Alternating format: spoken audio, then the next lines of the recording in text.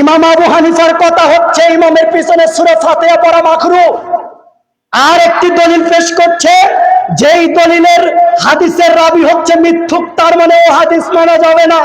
তার মানে দুইটার কথাই ইমাম আবু হানিফা রাহিমাহুল্লাহর দোহাই দিয়ে সেইটাকে তারা পালন করে আসছে, জাতির সামনে পেশ করছে।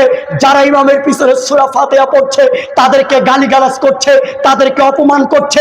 কেমন গালি? তাদেরকে বলছে আহলে খবিস, তাদেরকে বলছে ইহুদিদের দালাল, তাদেরকে বলছে এরা সৌদি আরবের রিয়াল খেয়েছে, তাদেরকে বলছে এরা হচ্ছে এ যুগের শ্রেষ্ঠ মুনাফিক।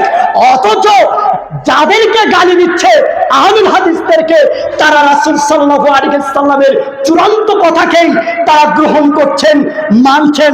সেই রাসূল সাল্লাল্লাহু আলাইহি ওয়াসাল্লামের চূড়ান্ত কথা, সেই হাদিসটি আপনারা অবশ্যই পাবেন, যেটা আবু হুরায়রা রাদিয়াল্লাহু তাআলা আনহু তিনি বলেছেন, রাসূল সাল্লাল্লাহু আলাইহি ওয়াসাল্লাম বলেছেন, লা সালাতা লিমান লাম ইয়াকরা বিফাতিহাতিল কিতাব।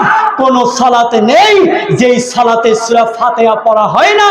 যেই সালাতে সূরা ফাতিহা পড়া হয় না সেই সালাত হয় না।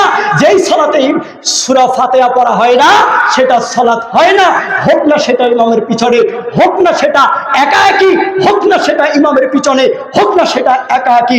যদি ইমামের পিছনে, যদি একাকী ভাবে ইমামের পিছনে সূরা ফাতিহা কেউ যদি না পড়ে তাহলে তার সালাত হবে না। এই কথা মুহাম্মদ সাল্লাল্লাহু আলাইহি ওয়াসাল্লাম বলেছেন। এখন আপনারা বলুন, আপনারা ইমাম আবু হানিফাকে মানবেন না মুহাম্মদ সাল্লাল্লাহু আলাইহি ওয়াসাল্লামকে মানবেন? আমি আজকে মিডিয়ার মাধ্যমে আমি 1000 মনোজন দিয়ে এই বাংলাদেশের জাতীয় মসজিদের খতিব মুফতি আব্দুল মালেক সাহেব, তাকে আমি এটা অনুরোধ করছি এবং এটা চ্যালেঞ্জ ছড়িয়ে দিচ্ছি, তার যত অনুসারী আছে সমস্ত অনুসারীদেরকে, মুফতি আব্দুল মালেক সাহেবকে আমি অনুরোধ করছি, আপনি মসজিদের মেম্বারে দাঁড়িয়ে বাইতুল মুকাররমে উচ্চস্বরে গলার আওয়াজ মজবুত করে জাতির সামনে এই কথা বলুন যে ইমামে আজম আবু হানিফা রাহিমাহুল্লাহ ইমামের পিছনে সূরা ফাতিহা মাকরুহ বলেছেন, তাই আমরা মানতে পারছি না। এই কথা আপনি বলতেই হবে। যদি না বলেন তাহলে আপনি ইমাম আবু হানিফাকে অপমান করছেন।